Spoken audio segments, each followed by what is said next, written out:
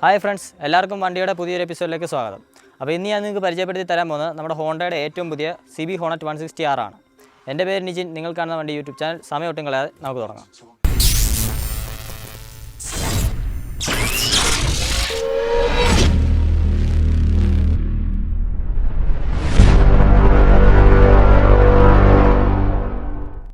അപ്പോൾ ആദ്യം തന്നെ ഞാൻ പഴയ ഹോണറ്റിൽ നിന്നും ഈ ഒരു പുതിയ ഹോണറ്റിനെ വ്യത്യസ്തമാക്കുന്ന ചില കാര്യങ്ങളെ പറ്റി പറയാം. ആദ്യം നമുക്ക് ഈ ഒരു ഹെഡ്ലൈറ്റിനെ തന്നെയാണ് പറയാൻ പറ്റുന്നത്. കാരണം പഴയ ഹോണറ്റിൽ നമുക്ക് ഒരു ഹാലോജൻ യൂണിറ്റാണ് വന്നിരുന്നത്. എന്നാൽ ഇതിൽ ഒരു LED ഷാർപ്പ് LED ഹെഡ്ലൈറ്റാണ് ഹോണ്ട ഈ വണ്ടിക്ക് പ്രൊവൈഡ് ചെയ്തിരിക്കുന്നത്.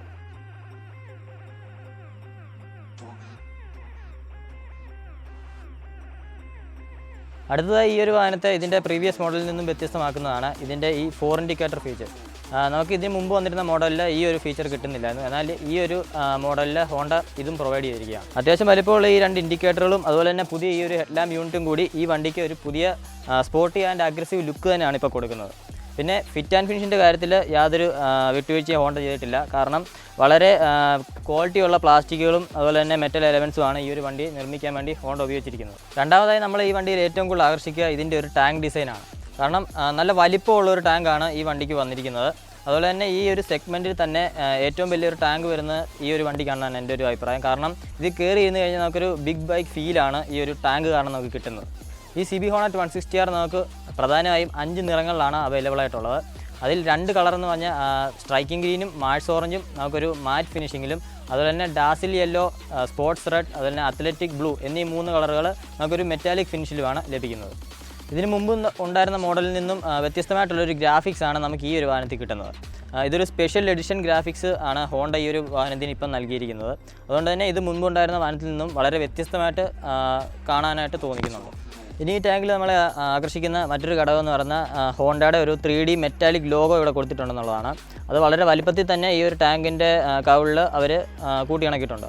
പിന്നെ ഇനി ഇതിൻ്റെ ഒരു സെൻട്രൽ പോർഷനിലേക്ക് വന്നു കഴിഞ്ഞാൽ നമുക്കൊരു കാർബൺ ഫൈബർ ഫിനിഷിലുള്ള ഒരു പ്ലാസ്റ്റിക് കവറിംഗ് ആണ് ഈ ടാങ്കിന് വന്നിരിക്കുന്നത്. അത്യാവശ്യം നല്ല കട്ടിയുള്ള ഒരു പ്ലാസ്റ്റിക് കൊണ്ടും ഫൈബർ മെറ്റീരിയലും കൊണ്ടാണ് ഈ ഒരു ടാങ്ക് മൊത്തത്തിൽ തന്നെ നിർമ്മിച്ചിരിക്കുന്നത്. ഇനി നമുക്ക് ഈ ഒരു വാഹനത്തിൻ്റെ റിയർ ഡിസൈനെ കുറിച്ച് സംസാരിക്കാം. ആദ്യമായിട്ട് നമ്മുടെ കണ്ണിപ്പെടുക ഈ ഒരു എക്സ് ഷേപ്പ്ഡ് ആയിട്ടുള്ള LED ടെയിൽ ലാമ്പാണ്. അതിന് മുകളിലായിട്ട് നമുക്കൊരു സ്പ്ലിറ്റ് സെക്ഷൻ ഗ്രാബ് റെയിലും കിട്ടുന്നുണ്ട്. അപ്പോൾ ഈ ഒരു 2 സാധനങ്ങളൂടെ കൂടുതൽ കൂട്ടി യോജിപ്പിച്ചാൽ നമുക്കൊരു സ്പോർട്ടി ലുക്കും ഫീലുമാണ് ഈ ഒരു ബൈക്കിന് കിട്ടുന്നത്. അടുത്തായിട്ട് നമുക്ക് ഈ വണ്ടിയിൽ വരുന്ന ഒരു ഇൻസ്ട്രുമെൻറ്റ് ക്ലസ്റ്ററിനെ പറ്റി നോക്കാം. ഇതിൽ നമുക്ക് ബേസിക്കായിട്ടുള്ള ഒരുമാതിരി എല്ലാ ഇൻഫർമേഷനും കാണിച്ചു തരുന്നതാണ്. അതായിട്ട് തന്നെ നമുക്കിവിടെ ഒരു ഡിജിറ്റൽ ടാക്കോമീറ്റർ ഉണ്ട്, അതുപോലെ തന്നെ സ്പീഡോമീറ്റർ, ഫ്യൂവൽ മീറ്റർ, അതുപോലെ 2 ട്രിപ്പ് മീറ്ററുകൾ വരുന്നുണ്ട്. പിന്നെ ഇതിൻ്റെ എല്ലാ സെറ്റിങ്ങിലൂടെ നമുക്ക് നാവിഗേറ്റ് ചെയ്യാൻ വേണ്ടിയിട്ട് ഇവിടെ ഒരു ബട്ടണും തരുന്നുണ്ട്. പിന്നെ നമ്മൾ ഇതിൽ ടൈം കാണിച്ചു തരുന്നുണ്ട്. പിന്നെ വാർണിംഗ് ലാംപ്സ് ആയിട്ടുള്ള ന്യൂട്രൽ, അതുപോലെ തന്നെ ഇൻഡിക്കേറ്റർ, അതുപോലുള്ള കാര്യങ്ങളെല്ലാം തന്നെ ഈ ഒരു ഇൻസ്ട്രുമെൻറ്റ് ക്ലസ്റ്റർ കാണിച്ചു തരുന്നതാണ്. പഴയ ഹോണറ്റിലെ ഇൻസ്ട്രുമെൻറ്റ് ക്ലസ്റ്ററിൽ നിന്ന് ഇതിനെ വ്യത്യസ്തമാക്കുന്നത് ആദ്യത്തെ ഘടകം ഈ ഒരു അലുമിനിയം ഫിനിഷിലുള്ള ഒരു പാർട്ടാണ്. അതിൽ ഹോണറ്റ് എന്നുള്ള എഴുത്ത് വരുന്നുണ്ട്. പിന്നെ നമുക്ക് ഇതിന് മുമ്പുണ്ടായിരുന്ന മോഡലിൽ ഒരു ഓറഞ്ച് LED ലൈറ്റ് ആയിരുന്നു ബാക്ക് ലൈറ്റ് ആയിട്ട് വരുന്നത്. എന്നാൽ ഇതിൽ ഒരു ബ്ലൂ കളർ ലൈറ്റാണ് വരുന്നത്. അപ്പോൾ ഇതാണ് ഈ ഒരു ഇൻസ്ട്രുമെൻറ്റ് ക്ലസ്റ്ററും ഇതിന് മുമ്പുണ്ടായിരുന്ന മോഡലിലെ ഇൻസ്ട്രുമെൻറ്റ് ക്ലസ്റ്ററും തമ്മിലുള്ള ഒരു വ്യത്യാസം. ഇനി ഇതിൽ വന്നിരിക്കുന്ന ഹാൻഡിൽ ബാറിനെയും അതുപോലെ തന്നെ അതിലെ സ്വിച്ച് ഗിയേഴ്സിനെ പറ്റി ഞാൻ പറയാം. നമുക്ക് അത്യാവശ്യം വൈഡും അതുപോലെ തന്നെ റേസ്ഡും ആയിട്ടുള്ളൊരു ഹാൻഡിൽ ബാറാണ് ഈ വണ്ടിയിൽ വരുന്നത്. ഒരു അലുമിനിയം ഫിനിഷിലാണ് അതിൻ്റെ കളർ വന്നിരിക്കുന്നത്. പിന്നെ നമുക്ക് വലത്ത് സൈഡിലായിട്ട് ഹസാർഡ് ലൈറ്റിൻ്റെ സ്വിച്ചും അതുപോലെ തന്നെ പവർ സ്റ്റാൻഡിൻ്റെ സ്വിച്ചും കിട്ടുന്നു. പിന്നെ ഇടത് സൈഡ് നോക്കുകയാണെങ്കിൽ മെയിൻ ബീമിൻ്റെയും ഹെഡ്ലൈറ്റിൻ്റെ സ്വിച്ച്, അതുപോലെ തന്നെ അതിന് തൊട്ട് താഴെയായിട്ട് ടേൺ ഇൻഡിക്കേറ്ററിൻ്റെ സ്വിച്ച്, അതിന് താഴെയായിട്ട് ഒരു ഹോണിൻ്റെ സ്വിച്ചും കിട്ടും. ഇനി നമുക്ക് ഈ വാഹനത്തിൻ്റെ ടയേഴ്സിനെ പറ്റിയും സസ്പെൻഷനെ പറ്റിയും പറയാം.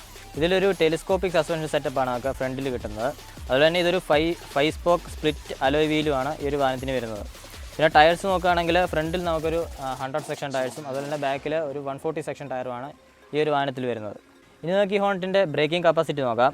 ഫ്രണ്ടിൽ നമുക്കൊരു 276 മില്ലിമീറ്റർ പെറ്റൽ ഡിസ്ക് ബ്രേക്സ് ആണ് ഈ വാഹനത്തിൽ വരുന്നത്. അതുപോലെ തന്നെ ബാക്കിൽ 220 mm പെറ്റൽ ഡിസ്ക് ബ്രേക്സും. ഇതിപ്പോൾ നമ്മുടെ കയ്യിലുള്ള ഒരു കോംബി ബ്രേക്കോട് കൂടി വരുന്ന മോഡലാണ്. നിങ്ങൾക്ക് സിംഗിൾ ചാനൽ ABS മോഡലും ഇതിന് അവൈലബിൾ ആണ്. എന്നാൽ നമുക്കിപ്പോൾ ഉള്ളത് ഒരു കോംബി ബ്രേക്ക് മോഡലാണ്. അതായത് നിങ്ങളിപ്പം ഫ്രണ്ടിലത്തെ ബ്രേക്ക് അപ്ലൈ ചെയ്യുകയാണെങ്കിൽ നമുക്ക് ഫ്രണ്ട് ബ്രേക്കും ബാക്ക് ബ്രേക്കും ഒരേപോലെ തന്നെ എൻഗേജ് ആവുന്നതാണ്. അതായത് ഒരു 70% ഫ്രണ്ടിലും ഒരു 30% ബാക്കിലും ബ്രേക്ക് പ്രഷർ അപ്ലൈ ആവുന്നതാണ്. വേറൊരു പ്രധാനപ്പെട്ട കാര്യം ബ്രേക്കിങ്ങിനെ കുറിച്ച് പറയാനുള്ളത്, ഇതിൽ ഹോണ്ട യൂസ് ചെയ്തിരിക്കുന്നത് നിസിൻ്റെ ബ്രേക്കുകളാണ്. അതായത് നിസിൻ്റെ 3 കാലിപ്പർ ബ്രേക്കാണ് ഈ ഒരു വാഹനത്തിൻ്റെ ഫ്രണ്ടിൽ ഹോണ്ട കൊടുത്തിരിക്കുന്നത്. നമുക്കറിയാം നിസിൻ എന്ന് പറയുന്നത് സ്പോർട്സ് ബൈക്കുകളിലൊക്കെ കൂടുതലായിട്ടും യൂസ് ചെയ്ത് വരുന്ന ഒരു ബ്രേക്ക് കമ്പനിയാണ്. അപ്പം അതുപോലൊരു കമ്പനിയിൽ നിന്നുള്ള ബ്രേക്ക് ഇതിന് കൊടുത്തിരിക്കുന്നത് എന്തുകൊണ്ടും ഈ വണ്ടിക്കൊരു വലിയ അഡ്വാൻറ്റേജ് തന്നെയാണ്.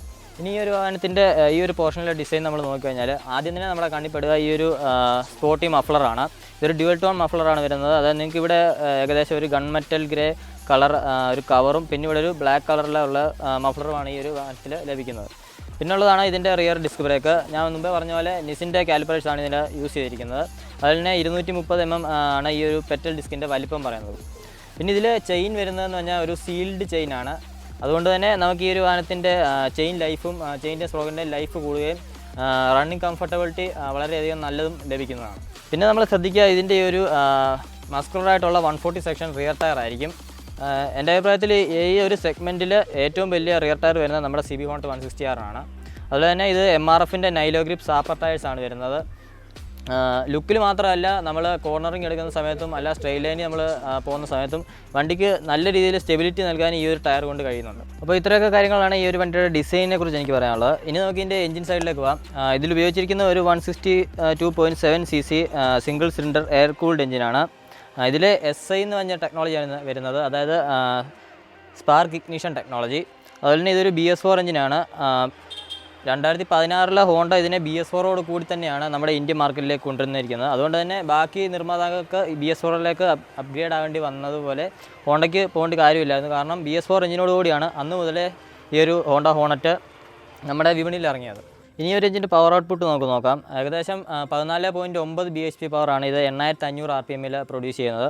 അതുപോലെ 14.5 ന്യൂട്ടൺ മീറ്റർ ടോർക്ക് ഏകദേശം 6500 RPM ഈ ഒരു എഞ്ചിൻ പ്രൊഡ്യൂസ് ചെയ്യുന്നു. ഇനി ഈ വാഹനത്തിൻ്റെ എക്സോസ്റ്റ് നോട്ടൊന്ന് നമുക്ക് കേട്ട് നോക്കാം. വളരെ സ്പോർട്ടി ആയിട്ടുള്ളൊരു സൗണ്ടാണ് ഈ ഒരു എഞ്ചിനും ഈ ഒരു മഫ്ലറും ചേർന്ന് നമുക്ക് തരുന്നത്. ജസ്റ്റ് ഞാനിപ്പോൾ നിങ്ങൾക്കൊന്ന് കേൾപ്പിച്ച് തരാം. സോ ഇതാണ് ഇപ്പോൾ ഈ വണ്ടിയുടെ ഐഡിൽ സൗണ്ട്. ഇനി ഇത് റിവ്യൂ ചെയ്യുമ്പോൾ ഉള്ള സൗണ്ട് എങ്ങനെയാണെന്ന് ഞാനിപ്പോൾ കേൾപ്പിച്ച് തരാം.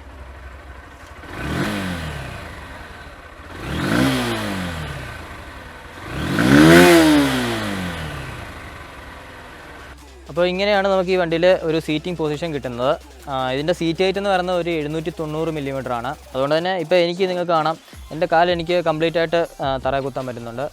എന്നാൽ ഷോർട്ട് റൈഡേഴ്സിനും ഈ വണ്ടി വളരെ അനായാസമായിട്ട് ഓടിച്ചുകൊണ്ട് പോകാൻ സാധിക്കും. കാരണം ഇത് ഒരു 790 mm സീറ്റ് ഹൈറ്റ് ആയതുകൊണ്ട് തന്നെ ഏതൊരു ഹൈറ്റുള്ള ആൾക്കും ഇത് വളരെ സുഖമായിട്ട് തന്നെ ഈ വണ്ടി ഓടിച്ചുകൊണ്ട് പോകാം. പിന്നെ ഈ വണ്ടിയുടെ ഒരു വെയിറ്റ് എന്ന് പറയുന്നത് 140 kg ആണ്. അതുകൊണ്ട് തന്നെ ഇതൊരു ഓവർ വെയിറ്റ് ആയിട്ടുള്ള വണ്ടിയാണെന്നോ അല്ലെ വെയിറ്റ് കുറഞ്ഞ വണ്ടിയാണെന്നോ പറയാൻ പറ്റില്ല. കാരണം ഇതൊരു ഐഡിലായിട്ടുള്ള വെയിറ്റാണ്. അപ്പോൾ ഈ ഒരു സീറ്റ് ഹൈറ്റും ഈ വണ്ടിയുടെ ഒരു വെയിറ്റും വെച്ച് ഏതൊരു ആരോഗ്യസ്ഥിതിയുള്ള ആൾക്കും ഏതൊരു ഹൈറ്റുള്ള ആൾക്കും ഈ വണ്ടി വലിയ ബുദ്ധിമുട്ടൊന്നും ഇല്ലാതെ ഓടിച്ചുകൊണ്ട് പോകാൻ സാധിക്കുന്നതാണ്. നമ്മളിങ്ങനെ ഇരിക്കുന്നത് നിങ്ങൾക്ക് കാണാം, വളരെ അപ്രൈറ്റ് ആയിട്ടുള്ളൊരു റൈഡിങ് പൊസിഷനാണ്. നിങ്ങൾക്ക് അധികം ബാക്ക് പെയിൻ വരുമോ അല്ലെ നമ്മൾ ഒത്തിരി കുനിഞ്ഞ് കിടക്കുന്നതായിട്ടൊന്നും തോന്നില്ല. വളരെ നിവർന്നിരുന്ന് റിലാക്സ്ഡ് ആയിട്ട് തന്നെയാണ് നമുക്ക് വണ്ടി ഓടിക്കാൻ പറ്റുന്നത്. പിന്നെ ഈ ഒരു ഹാൻഡിൽ ബാർ നോക്കുകയാണെങ്കിൽ ഇത് അധികം വിഡ്ത്തില്ല, എന്നാൽ നിങ്ങൾക്ക് അത്യാവശ്യത്തിന് വേണ്ട ഒരു വിഡ്ത്തിലുള്ള ഒരു ഹാൻഡിൽ ബാറാണ്. അതുകൊണ്ട് തന്നെ നിങ്ങൾക്കിപ്പോൾ ഈ വണ്ടി കോർണർ ചെയ്യണമെന്നോ അല്ലെ സിറ്റി ട്രാഫിക്കിൽ കൂടി പെട്ടെന്ന് എടുത്തുകൊണ്ട് പോകണമെന്നൊക്കെ ഉണ്ടെങ്കിൽ വളരെ എളുപ്പമാണ്. പിന്നെ ഈ ഒരു സീറ്റിൻ്റെ കംഫർട്ട് നോക്കിക്കഴിഞ്ഞാൽ ഇത് അത്യാവശ്യം വൈഡായിട്ടുള്ളൊരു സീറ്റാണ്. റൈഡർ സീറ്റും പില്ലൺ സീറ്റും ഒരുപോലെ നല്ല വൈഡായിട്ടുള്ള സീറ്റാണ്. അതുകൊണ്ട് തന്നെ നിങ്ങൾക്ക് റൈഡർക്കും പില്ലിയണും നല്ല രീതിയിലുള്ള ഒരു കംഫർട്ട് ഈ ഒരു സീറ്റിൽ നിന്ന് ലഭിക്കുന്നതാണ്.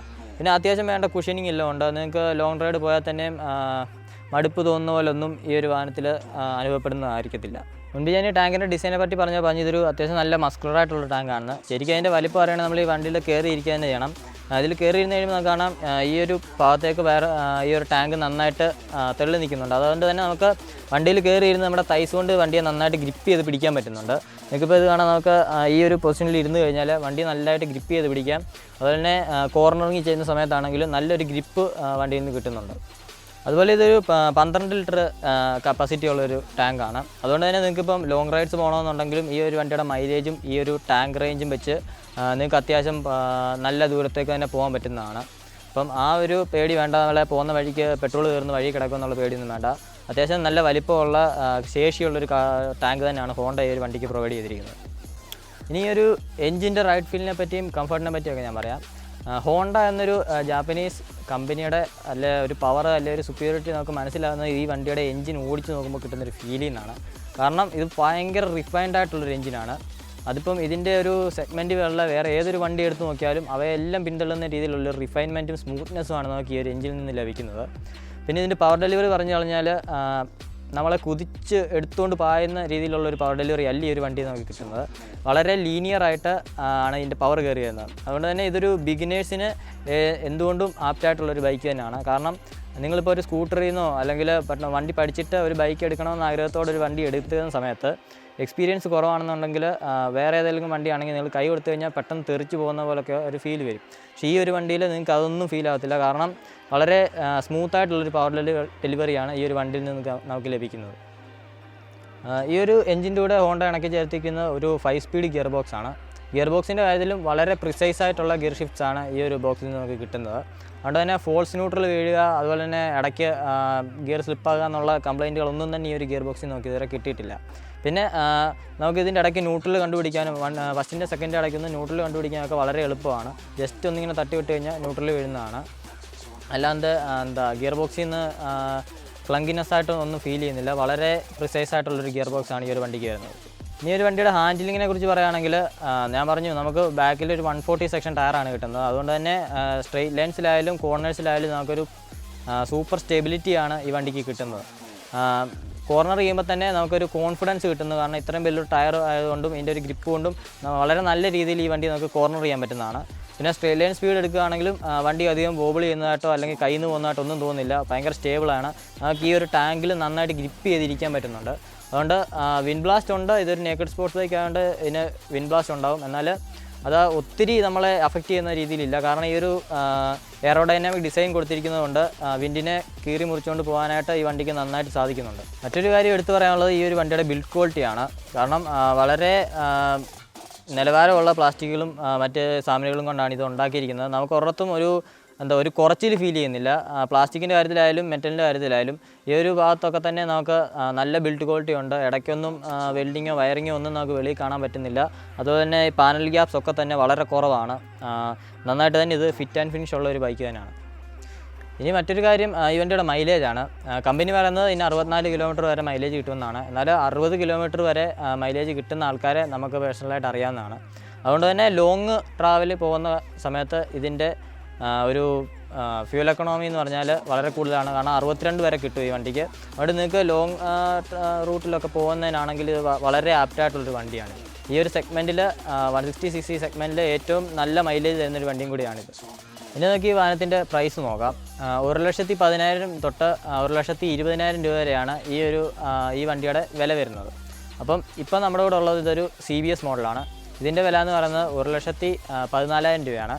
ഇതിന് താഴെ നമുക്കൊരു സ്റ്റാൻഡേർഡ് വേരിയൻറ്റ് കിട്ടുന്നുണ്ട്. അതിന് 1,10,000 രൂപയും ഇതിന് 1,14,000 രൂപ. ഇനി ഇതിന് മേലുള്ളതാണ് നമുക്ക് ABS, അതായത് സിംഗിൾ ചാനൽ ABS മോഡലിന് 1,17,000 രൂപയാണ് നമുക്ക് വരുന്നത്. പിന്നെ അടുത്ത മോഡലെന്ന് പറയുന്നത് ഡ്യുവൽ ചാനൽ മോഡലാണ്, അതായത് ABS ഡീലക്സ് മോഡൽ. അതിന് നമുക്ക് 1,20,000 രൂപയാണ് ഓൺ റോഡ് പ്രൈസ് കേരളത്തിൽ കിട്ടുന്നത്. അപ്പോൾ ഫ്രണ്ട്സ്, ഇത്രയും കാര്യങ്ങളാണ് എനിക്ക് ഈ CB ഹോണറ്റ് 160R പറ്റി നിങ്ങളോട് പറയാനുള്ളത്. അപ്പം നിങ്ങൾക്ക് ഈ വീഡിയോ ഇഷ്ടപ്പെട്ടെന്ന് വിചാരിക്കുന്നു. ഇഷ്ടപ്പെട്ടെങ്കിൽ ലൈക്ക് ചെയ്യുക. അതുപോലെ തന്നെ നമ്മുടെ ചാനൽ സബ്സ്ക്രൈബ് ചെയ്യുക. നിങ്ങളുടെ ഫ്രണ്ട്സിനൊക്കെ ഈ വീഡിയോ ഷെയർ ചെയ്ത് കൊടുക്കുക. പിന്നെ നിങ്ങളുടെ അഭിപ്രായങ്ങൾ എന്തായാലും അത് ഞങ്ങളെ കമൻറ്റിലൂടെ അറിയിക്കുക. പിന്നെ ഈ വണ്ടി ഇന്ന് നമുക്ക് റിവ്യൂ ചെയ്യാൻ തന്നത് മുത്തൂറ്റ് ഹോണ്ട കോഴഞ്ചേരിയാണ്. സോ അവർക്ക് ഞങ്ങൾക്ക് ഈ ഒരു അവസരത്തിൽ ഒരു നന്ദി അറിയിക്കുകയാണ്. പിന്നെ നിങ്ങൾക്ക് ഈ വണ്ടി വാങ്ങിക്കണമെന്ന് ആഗ്രഹമുണ്ട്, അല്ലെങ്കിൽ ടെസ്റ്റ് റൈഡ് ചെയ്യണമെന്നുണ്ട്, വണ്ടിയെക്കുറിച്ച് ഇനിയും കൂടുതൽ അറിയണമെന്നുണ്ടെങ്കിൽ നിങ്ങൾക്ക് ഷോറൂമായിട്ട് കോൺടാക്ട് ചെയ്യാവുന്നതാണ്. അപ്പോൾ മറ്റ് കോൺടാക്ട് ഡീറ്റെയിൽസും ഷോറൂം ഡീറ്റെയിൽസും എല്ലാം തന്നെ ഞാൻ ഡിസ്ക്രിപ്ഷൻ ബോക്സിൽ ഇടുന്നതാണ്. നിങ്ങൾക്ക് അവിടെ പോയി ചെക്ക് ചെയ്യാം. അപ്പം അടുത്തൊരു വീഡിയോയിൽ വേറൊരു വാഹനമായി കാണുന്നിടം വരെ ബൈ.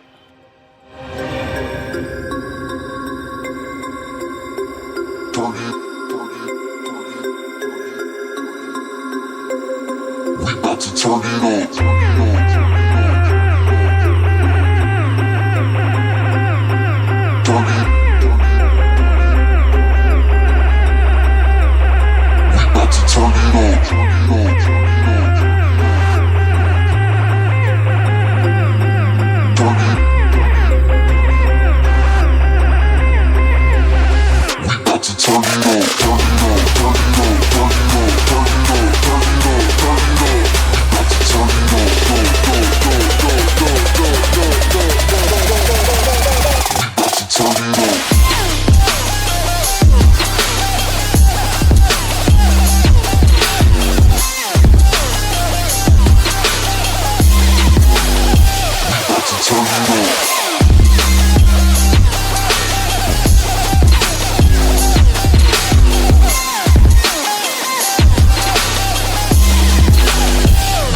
Turn it